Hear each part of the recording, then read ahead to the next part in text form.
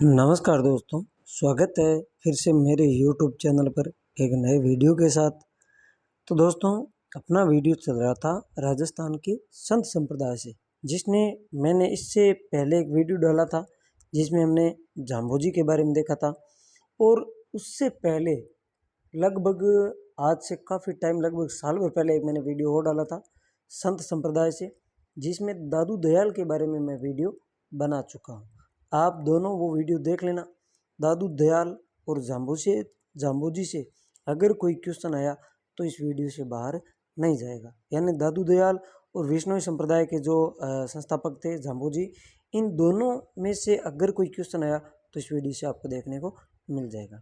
आज का अपना वीडियो उसी क्रम को आगे बढ़ाते हुए, जैसे राम सनेही संप्रदाय हो गया, रामानंदी संप्रदाय हो गया, लालदासी संप्रदाय हो गया, नाथ संप्रदाय, इस प्रकार 4-5 एक साथ मैंने आज लिए। और इसके बाद लगभग एक वीडियो और बनेगा जिसमें सारे संत संप्रदाय जो राजस्थान के वो कंप्लीट हो जाएगा। और ये वीडियो देखने के बाद आपको संत संप्रदाय से इधर उधर देखने की ज़रूरत नहीं है, क्योंकि RBSE की बुक से जितना मैटर बना था वो मैंने एक जगह रख दिया। ऑथेंटिक बुक से जितने चीज़ें थी जो महत्वपूर्ण थी वो सब मैंने इसके अंदर छांट कर आपके सामने पेश कर दिए। तो आपको इधर उधर भागने की कहीं ज़रूरत नहीं है। आप तो बस वीडियो को पूरा ध्यान से देखना, जो चीज़ लिखी हुई है वो, और साथ में मैं जो बोल कर और बताऊंगा वो चीज़ भी आपको अपने नोट्स में ऐड कर लेनी है। अगर आप नए हो तो अपने दोस्तों के साथ अपने इस वीडियो को शेयर कर देना और चैनल को सब्सक्राइब करना ना भूलना। आप जितने अच्छे से वीडियो देखते हैं उतना मुझे उत्साह मिलता है और मैं और अच्छे से वीडियो आपके सामने लाकर आता हूँ। तो आइए वीडियो की करते हैं शुरुआत इस एक नए वीडियो के साथ। टॉपिक है अपना राजस्थान के संत संप्रदाय। तो अब देखते हैं। सबसे पहले हम देखेंगे राम सनेही संप्रदाय। राम सनेही संप्रदाय की अगर हम बात करें तो राजस्थान में इसके कुल 4 पीठ है जो अलग अलग है। जैसे शाहपुरा है, शाहपुरा के अलावा सिंथल में, उसके अलावा खेड़प्पा में और रेण में। कहाँ है शाहपुरा? भीलवाड़ा, सिंहतल, अपने जो बीकानेर है उस क्षेत्र में। जबकि ये खेड़प्पा ये जोधपुर के अंतर्गत आता है, और रेण है ये अपने नागौर क्षेत्र में आता है। अब इस संप्रदाय के कौन संस्थापक है? तो शाहपुरा जो राम सनेही संप्रदाय की पीठ है उसके संस्थापक है रामचरण जी, संत रामचरण जी, और सिंहतल शाखा के हरिराम दास जी, खेड़प्पा के रामदास जी और रेण के संत दरियाव जी। अब हम इनको एक एक देखेंगे, क्या क्या इसमें महत्वपूर्ण चीज़ें थी, क्या इन्होंने प्रयोग की, वो सब चीज़ें देखेंगे। तो राम सनेही संप्रदाय की अगर हम बात करें तो इनकी कुछ विशेषता देखते हैं। जैसे राम सनेही संप्रदाय की क्या विशेषता है, देखिए सबसे पहले हम इसके देख लेते हैं विशेषता। सबसे पहली बात तो ये कि इस जो शाखाएं हैं इनकी, राम सनेही संप्रदाय की चारों शाखाएं, हालांकि शुरू में उनके वस्त्र कुछ अलग थे, लेकिन अब सभी किस रंग के वस्त्र धारण करते हैं? तो गुलाबी रंग की चादर का प्रयोग करते हैं और कौपेन धारण करते हैं। उसके अलावा इस संप्रदाय में साधु के शव को क्या किया जाता है? जलाया जाता है। इस संप्रदाय में व्रत उपवास आदि को कोई महत्व नहीं है, सिर्फ एक मेला लगता है, फूलडोल नामक मेला। अब आपसे क्वेश्चन क्या पूछा जा सकता है कि फूलडोल का जो मेला है वो किस संप्रदाय से संबंधित है? दूसरी, फूलडोल मेला जो लगता है शाहपुरा में लगता है, ये कब लगता है ये भी मैं आपको बता देता हूँ। तो जो फूलडोल का मेला है वो लगता है चैत्र कृष्ण प्रतिपदा यानी 21 से लेकर प्रतिपदा से पंचमी तक। कब तक? पंचमी तक। कहाँ लगता है? ये मूल रूप से शाहपुरा में लगता है। जो राम सनेही संप्रदाय का राम द्वारा है शाहपुरा भीलवाड़ा में, वहाँ ये फूलडोल का मेला लगता है। तो ये आपको विशेष तौर से ध्यान में रखना है। उसके बाद आगे बात करें तो इनके बारे में, अब सबसे पहली जो शाहपुरा शाखा है भीलवाड़ा, उसके बारे में हम अगर बात करें तो इसके संस्थापक हमने शुरू में देख लिए, कौन है? रामचरण जी। इनका जन्म सोडा गांव में, कब? 1719 में। किस जाति से थे? विजयवर्गीय वैश्य। पिता का नाम बख्ताराम और माता का नाम देवजी था। लेकिन जो रामचरण जी थे इनका मूल नाम क्या था? तो अगर इनके मूल नाम की बात करें तो इनका मूल नाम था रामकिशन। मूल नाम क्या था? रामकिशन था। लेकिन इनके जो गुरु थे, गुरु कृपाराम जी, इनसे दीक्षा प्राप्त करने के बाद इनका नाम रख दिया गया रामचरण जी, यानी इन्होंने अपना नाम क्या रख लिया? रामचरण जी। तो ये गुरु कहाँ के थे? दांतड़ा के थे। जो गुरु का नाम है वो कृपाराम जी है। और ऐसा पूछा जा सकता है कि रामचरण जी ने किससे दीक्षा ली थी? तो दीक्षा या इनके गुरु थे वो थे कृपाराम। कहाँ के निवासी थे? दांतड़ा निवासी थे। आगे बात करें तो इनके बारे में कुछ और खास बातें। अब देखिए, शाहपुरा के जो नरेश थे रण सिंह, इन्होंने इनके लिए एक छतरी व मठ का निर्माण किया था। किन्होंने? पूछा जा सकता है कि किस नरेश ने, शाहपुरा के किस नरेश ने रामचंद्र जी के लिए छतरी व मठ का निर्माण करवाया था? तो वो थे रण सिंह। और बातें करें तो जयपुर के जो जय सिंह द्वितीय थे, उन्होंने मालपुरा का दीवान नियुक्त किया था इनको, रामचंद्र जी को। तो ये जो चीज़ें हैं वो आपको विशेष तौर से ध्यान में रखनी है। नई चीज़ें हो सकती है लेकिन ये ऑथेंटिक बुकों में दे रखी है और एग्जाम में आपसे सीधी की सीधी लाइन टू लाइन पूछी जा सकती है। तो आमेर के किस शासक ने मालपुरा का दीवान नियुक्त किया था रामचंद्र जी को? तो ये शासक थे जय सिंह द्वितीय। इसके अलावा जब ये इन्होंने तपस्या की रामचंद्र जी ने, तो कहाँ की थी? तो भीलवाड़ा की मियाँचंद, ये मियाँचंद है, यहाँ पर चांद नहीं, मियाँचंद की पहाड़ी पर इन्होंने क्या की थी? तपस्या की थी। और शाहपुरा में इनके जो राम द्वार है उसका निर्माण किसने करवाया था? तो यहाँ के शासक अमर सिंह और उनके भाई छत्र सिंह द्वारा इनका निर्माण करवाया गया था। तो शाहपुरा में राम द्वारे का जो निर्माण करवाया था वो किसने करवाया था? तो यहाँ के जो शासक थे अमर सिंह और उसके भाई छत्र सिंह, इन दोनों ने यहाँ पर इस संप्रदाय के राम द्वारे का निर्माण करवाया था। उसके अलावा रामचरण जी किस पर ज़्यादा जोर देते थे? निर्गुण भक्ति पर, यानी निर्गुण भक्ति पर इन्होंने जोर दिया था। लेकिन साथ ही साथ इन्होंने जो सगुण भक्ति है इनका भी विरोध नहीं किया था। ये नहीं किया था कि राम ऐसे वैसे, मूर्ति पूजा, ढिंका पूजा, ये ऐसा कुछ नहीं किया था, विरोध नहीं किया था। इन्होंने तो कहा था कि अपना राम निराकार है, बस उस रूप में इन्होंने पूजा की थी और सगुण भक्ति का भी इन्होंने विरोध नहीं किया था। उसके अलावा जो रामचरण जी है, इनके उपदेश कहाँ संग्रहित है? तो इनके उपदेश संग्रहित है अणबे वाणी या अभिनव वाणी। ये आपको ध्यान में रखना है, पूछा जा सकता है। ये जो सारी बातें मैंने यहाँ रखी है वो सभी की सभी याद कर लेना दोस्तों, क्योंकि ये ऑथेंटिक बुकों का निचोड़ है। इसको तो आपको याद करना ही करना पड़ेगा। तो ये चीज़ भी आपको, अणबे वाणी या अरबे वाणी या अभिनव वाणी किन की रचना है, किन के उपदेश इसमें संग्रहित है? तो रामचरण जी के इनमें उपदेश संग्रहित है। तो ये प्रमुख बातें थी संत रामचरण जी के बारे में। सबसे पहले इनका जन्म, तो सोडाग्राम में। इनके पिता का नाम बख्तावर सिंह, माता का नाम देवजी, गुरु का नाम कृपाराम, बचपन का नाम रामकिशन। और जैसे कृपाराम जी से दीक्षा प्राप्त की तो उन्होंने इनका नाम क्या रख दिया? रामचरण जी। और इनकी जो शाखा है शाहपुरा में, कहाँ पर? भीलवाड़ा के अंदर। और किस जाति से संबंधित थे? तो विजयवर्गीय वैश्य जाति से संबंधित थे। रण सिंह ने इनके लिए छत्री का निर्माण मठ स्थापित किया। आमेर के जय सिंह द्वितीय थे, उन्होंने इन्हें मालपुरा का दीवान नियुक्त किया। और भीलवाड़ा की जो मियाँचंद जी की पहाड़ी है वहाँ पर इन्होंने तपस्या की थी। और शाहपुरा में इस संप्रदाय की जो राम द्वारे का निर्माण करवाया था वो अमर सिंह और उसके भाई छत्र सिंह के द्वारा। और रामचंद्र जी विशेष तौर से निर्गुण के उपासक थे। उसके अलावा अणभय वाणी में इनके प्रमुख जो उपदेश है वो संग्रहित है। तो ये प्रमुख बातें किन के बारे में? रामचंद्र जी के बारे में। आगे बात करें तो नेक्स्ट है सिंहतल शाखा। तो ये दूसरी शाखा है। सिंहतल कहाँ पर है? बीकानेर में।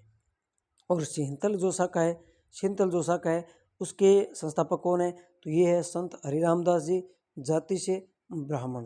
पिता का नाम भागचंद और माता का नाम रामी देवी। और हरिरामदास जी क्या थे? गृहस्थ थे। पत्नी का नाम चंपा, पुत्र बिहारी दास। और आगे बिहारी दास ही इसके उत्तराधिकारी बने थे। और हरिरामदास जी है वो रामचरण जी के ही समकालीन थे। इनके जो गुरु थे वो जयमल दास जी, ये दुलचासर ग्राम से संबंधित है। तो इनसे इन्होंने क्या ली थी? दीक्षा ली थी। दुलचासर गांव अपने ही नज़दीक बीकानेर जिले का एक ग्राम है। जैसे सिंहतल है, सिंहतल से लगभग 10 किलोमीटर की दूरी पर ये गांव है सेंथल दुलचासर, जहाँ जयमलदास जी का मंदिर आज भी बना हुआ है, समाधि स्थल बना हुआ है। ये इनके गुरु थे, किनके? हरिराम दास जी के।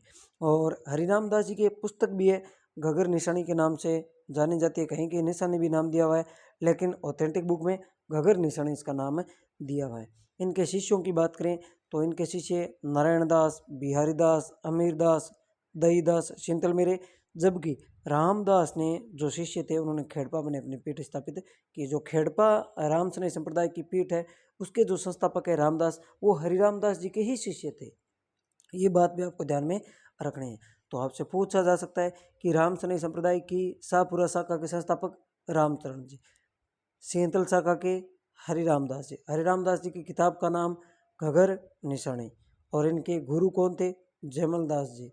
और ये गृहस्थ थे, पत्नी का नाम चंपा था और पुत्र का नाम बिहारी दास था।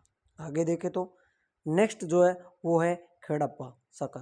और इस कहाँ पर है खेड़प्पा? ये है जोधपुर में। और इस शाखा के संस्थापक कौन थे? रामदास जी, हम बात कर चुके हैं। रामदास जी गुरु हरिरामदास जी थे, इन्हीं से इन्होंने क्या ली थी? दीक्षा ली थी। और इनका जन्म जोधपुर के बिक्कमकोर नामक गांव में हुआ था। जाति से ये क्या थे? मेघवाल थे। पिता सादुल जी, माता अणबी। और सेंथल के हरिरामदास जी से इन्होंने क्या ली थी? दीक्षा ली थी। आगे बात करें तो अब देखिए, अगर इसके बारे में हम कुछ बातें करें तो जैसे कि जब इनका जो जोधपुर में ये आए तो उन्होंने, जब इनकी राम भक्ति का प्रचार व्यापक रूप से चल रहा था, तब जोधपुर के ही चौपासनी वाले गोस्वामी जी ने जोधपुर के जो शासक थे विजय सिंह, ये जोधपुर के जो शासक है विजय सिंह, इनको बहकाया कि खेड़पा में आजकल पाखंड पंथ का खूब प्रचार हो रहा है, वहाँ पर चारों वर्णों के लोग साधु बनकर जगह जगह उपदेश दे रहे हैं, मूर्ति पूजा का खंडन किया जा रहा है, धर्म का लोप हो रहा है, आदि आदि अनेक बातों से जो यहाँ के शासक विजय सिंह थे उनको बहका दिया।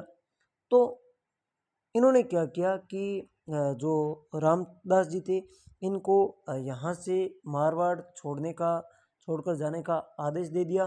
तो जब आदेश दिया तो रामदास जी जिस अवस्था में बैठे थे, तो जैसे राजा की आज्ञा प्राप्त हुई वैसे उठकर वे वहाँ से रवाना हो गए।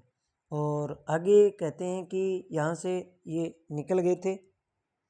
कहते हैं यहाँ से जाने के बाद ये मेवाड़ के अंतर्गत वहाँ देवगढ़ पहुँचे, यहाँ भी इनका खूब स्वागत हुआ। कुछ समय रहने के बाद ये खेड़ा नगर पहुँचे, जहाँ के ठाकुर थे जो गोपाल दास चुंडावत, इन्होंने भी इनका खूब स्वागत किया, ठहरने की व्यवस्था की। थोड़े समय बाद ये ठाकुर इंद्र सिंह के आग्रह पर मांडलिया गए। इसी समय बीकानेर के जो महाराजा यहाँ सूरत सिंह नहीं थे, यहाँ सूरत सिंह नाम कट कीजिए, इसकी जगह आप लिखिए सूरत सिंह। यहाँ कौन थे? सूरत सिंह थे।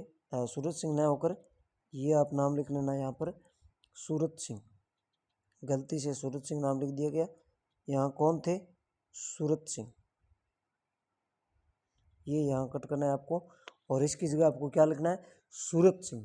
तो बीकानेर के जो महाराजा सूरत सिंह थे, इन्होंने इनको यहाँ बीकानेर बुलाया, जहाँ पहुँचने पर इनका भव्य स्वागत हुआ। इस समय तक जब ये बीकानेर पहुँच गए तो जोधपुर के जो महाराजा विजय सिंह थे, इनको भी इनके बारे में पता चला कि हमने बहकावे में आकर गलत जानकारी ली, जिसकी वजह से इनको छोड़ना पड़ा। तो अपनी भूल स्वीकार करके जो चांडावल ठाकुर थे हरि सिंह, इनको पास बुलाकर बीकानेर भेजा और पुनः मारवाड़ आने हेतु आवेदन किया।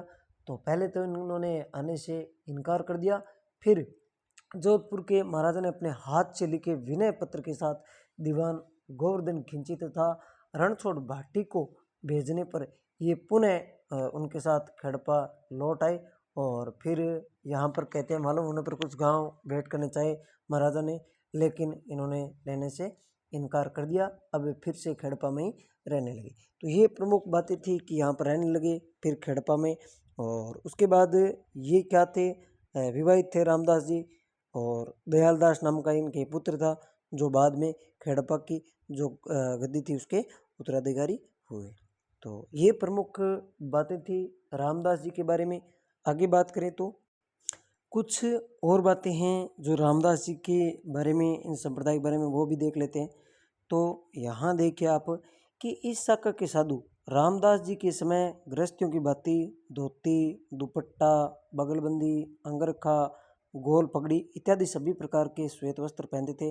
पर इनके पुत्र दयाल दास के समय साधना क्रम के अनुसार साधु, विरक्त, विदेही, परमहंस, प्रवृत्ति, गृहस्थी इन 5 श्रेणियों में बंट गए।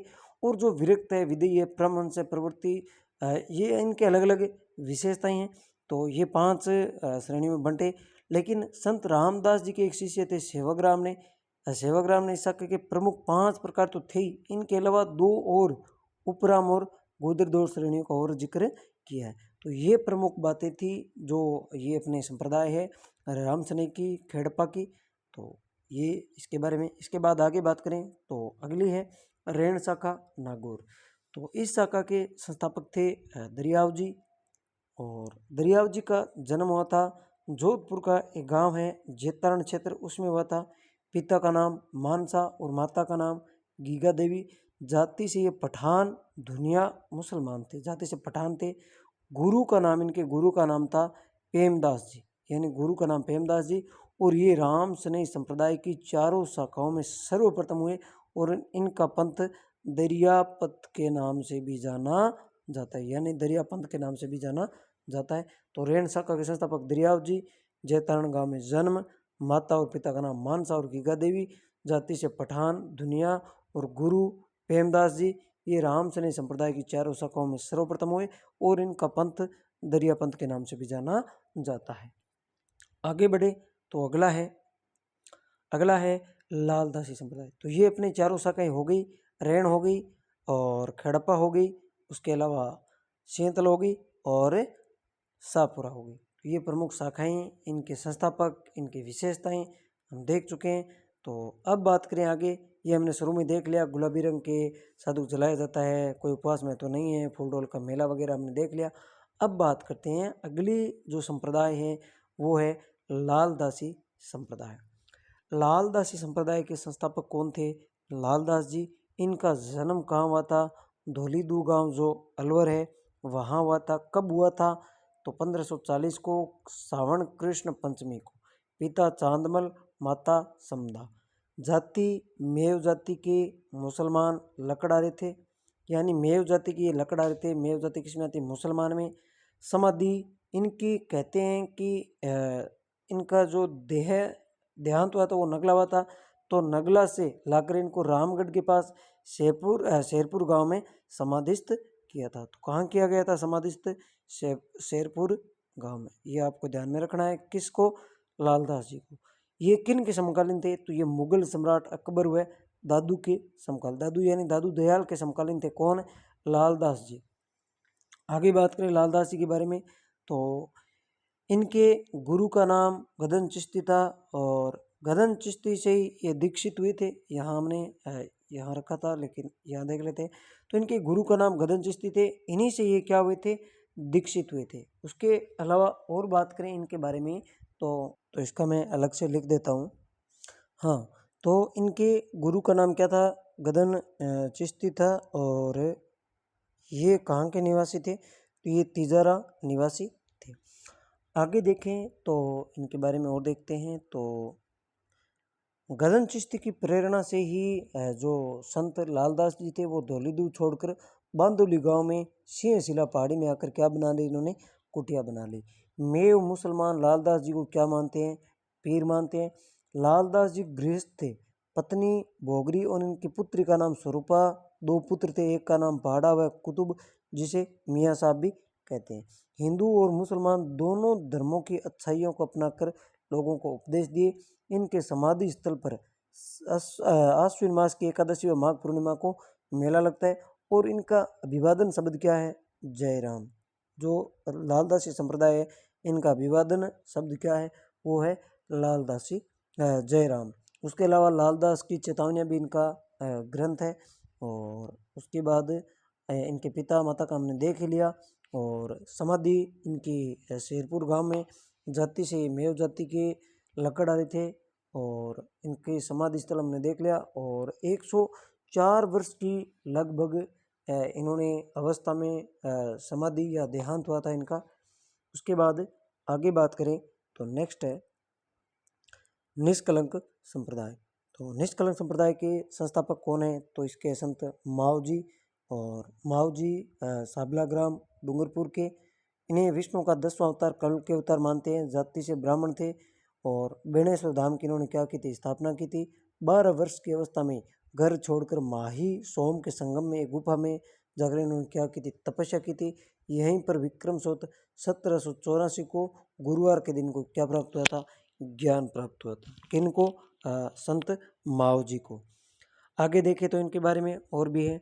और इनके जो प्रमुख ग्रंथ था माव जी का, उसका नाम क्या था? चोपड़ा। और यह वाद विवाद शैली में है। यह केवल दीपावली के दिन ही बाहर निकाला जाता है, चोपड़ा। उसके अलावा माव जी ने 4 विवाह किए थे, यानी ये जातिगत भेदभाव को नहीं मानते थे, इसलिए इन्होंने अलग अलग जातियों में विवाह किया था, जैसे ब्राह्मणों में, राजपूतों में। उसके अलावा विधवा विवाह भी इनको प्रोत्साहन दिया था, इसके लिए इन्होंने विधवा स्त्री से इन्होंने विवाह किया था। और सबला नामक ग्राम में ही इस संप्रदाय की प्रधान पीठ है। यहाँ निष्कलंक भगवान यानी माव जी की शंख चक्र गदा पद्म सहित घोड़े पर सवार चतुर्भुज मूर्ति है। कहाँ पर? सबला ग्राम में। और जो लसाड़ा के पटेल थे उनसे धनराशि से ये अहमदाबाद से कागज मंगवाया और वहाँ धौलागढ़ में एकांत में 5 बड़े ग्रंथों की इन्होंने क्या की थी? रचना की थी। आगे देखें तो इसके अलावा आगे हैं रामानंदी संप्रदाय। तो वैसे रामानंदी संप्रदाय के संस्थापक रामानंद जी माने जाते हैं, लेकिन अगर हम राजस्थान में बात करें तो रामानंदी संप्रदाय की राजस्थान में प्रधान पीठ है गलता में, गलता जो जयपुर में है। और इसके प्रमुख है वो है कृष्णदास पैरी। इन्होंने पीठ की स्थापना की। और कृष्णदास पैरी की एक रचना है जुलुगमैन, ये भी आपको ध्यान में रखना है। और दूसरी अगर प्रधान पीठ की बात करें तो रामानंदी संप्रदाय की दूसरी पीठ है रेवासा सीकर में, जिसे रसिक संप्रदाय भी कहा जाता है। इसके जो ये अपने रेवासा सीकर है, इसके जो संस्थापक है वो अग्रदास है। यहाँ अग्रदास नाम लिख दिया गया, ये ऐसा है अग्रदास, ये अग्रदास है। तो अग्रदास यहाँ के संस्थापक है रेवासा सीकर के, और इसे रसिक संप्रदाय भी कहा जाता है। और आमेर के पृथ्वीराज कछवा कृष्णदास परेरी के अनुयायी थे। उसके अलावा रामरासा जो कृष्ण भट्ट है उनकी स्थापना इनकी रचना है, ये भी किससे संबंधित है? इसी रामानंदी संप्रदाय से संबंधित है। तो ये प्रमुख बातें थी रामानंदी संप्रदाय के बारे में। उसके बाद आगे बात करें तो नाथ संप्रदाय। नाथ संप्रदाय को आश्रय किसने दिया था? जोधपुर के शासक मान सिंह ने नाथ पंथ को आश्रय दिया था। और नाथ संप्रदाय की 2 प्रधान पीठ है, एक तो जोधपुर में, एक पुष्कर में। जोधपुर वाले का नाम है माननाथी जो महामंदिर जोधपुर में, जबकि एक बैरागपंथी है कहाँ पर? पुष्कर राताडूंगा में। ये 2 प्रमुख पीठ है नाथ संप्रदाय की, ये भी आपको ध्यान में रखना है। उसके बाद आगे बात करें तो आज दोस्तों इतना ही है। अब इक्के दुक्के बच्चे हैं उनको भी हम अगले वीडियो में कंप्लीट करेंगे, ताकि आसानी से हो जाए। ऐसे वीडियो बड़ा हो जाएगा, आपको पढ़ने में भी आसानी रहेगी, नोट्स बनाने में भी आसानी रहेगी, छोटे छोटे वीडियो के माध्यम से। तो ये संत संप्रदाय कंप्लीट होने के बाद उसके बाद हम रीट से संबंधित जो सिलेबस है उसको देखेंगे, उसके वीडियो आपको प्रोवाइड करवाऊँगा। उसके अलावा मैं आपको शिक्षण विद्या भी करवाऊँगा। उसके अलावा कंप्यूटर से संबंधित जो RBSc की बुक है जिसका निचोड़ है वो भी आपके सामने मैं रखूँगा। तो इस वीडियो में इतना ही दोस्तों। वीडियो कैसा लगा कमेंट करके ज़रूर बताना। वीडियो अच्छा लगा तो अपने दोस्तों के साथ शेयर करना, चैनल को सब्सक्राइब करना और लाइक ज़रूर करना। और अपने टेलीग्राम चैनल जिसकी लिंक मैं डिस्क्रिप्शन में डाल दूँगा, वहाँ जाकर आप जुड़ जाना। तो मिलते हैं नेक्स्ट वीडियो में, तब तक के लिए धन्यवाद दोस्तों।